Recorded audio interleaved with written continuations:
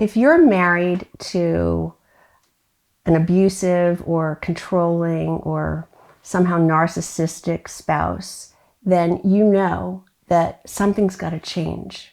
You can't stay in that situation forever. But what can you do? I know how you feel. You feel trapped. You don't see what you can do to make a difference. But in this video, I'm going to talk to you about what you need to do to create change.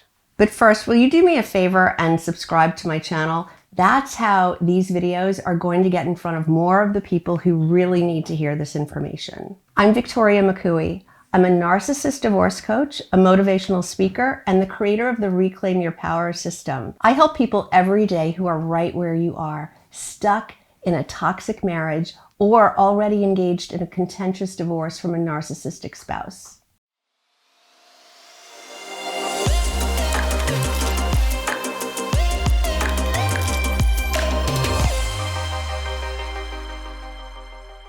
So if you're in a marriage to a narcissistic spouse, then I know how you feel. You feel like every day is the same. You're in this loop. You don't see how there's any hope of ever changing anything.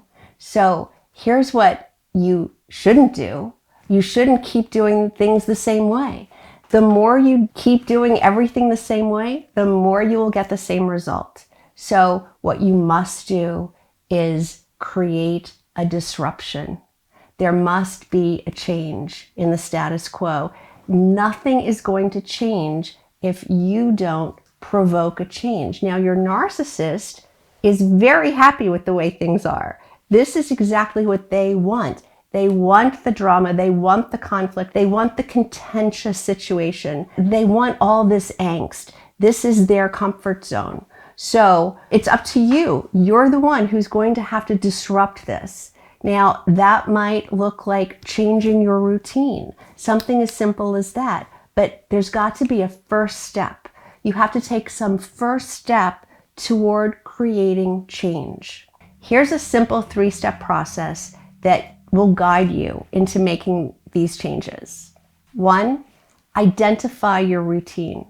Take a look at your day. Write down your routine. What do you do? What time do you get up? What happens? What order of things go on in your day-to-day life?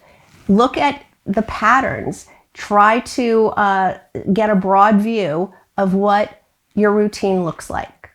Number 2, plan a disruption. What can you do differently? It could be something as simple as getting up earlier. It could be going to bed earlier. It could be exercising. It can be any little thing, but plan your disruption. Number 3, create new rituals. Figure out what you can do that's going to move you toward your goal of changing the status quo. All right, so I'm going to tell you a little story about how I created a disruption in my life so you understand what that might look like. And I know you think it's going to be the one about how I left my narcissistic spouse, but it's not. It's the story of how I created this business because it too took a disruption. I was in a corporate 9-to-5 situation that wasn't serving me. And what really lit me up was the volunteer work I was doing. I was doing volunteer work for the Coalition Against Domestic Violence. I was trained to coach people who ended up in the hospital with a domestic violence issue. I was consumed with this. I was so passionate about it. I loved this work. So I was doing it every moment I could, weekends, evenings, and it became pretty obvious that I wanted to make this my work, but how could I figure that out? How could I make my volunteer work a job for me that would be income producing so that I could leave this toxic job situation that I had? So what did I do? I followed these guidelines without even realizing that they were guidelines. I first looked at what was happening. I was in a rut. I was getting up at the same time. I was running to catch a train. I was commuting into the city. I was working at my job. I was unfulfilled. I was coming home. I was doing the same thing every day, every day, every day. So I planned a disruption. For me, that disruption looked like getting up really early and creating a space where I could figure out how to make this happen. My family thought I was crazy. I was getting up at 5 o'clock. I was really annoying my husband, who was, this is my second husband, who was having to get up at a normal hour and also go to work every day. So in order not to create too much disruption for him, I moved into the guest room. I was sleeping in another room so I could get up at 5. I would journal. I would exercise. I would make notes about this business I wanted to create. I would listen to podcasts. I would do all these things. That was my disruption.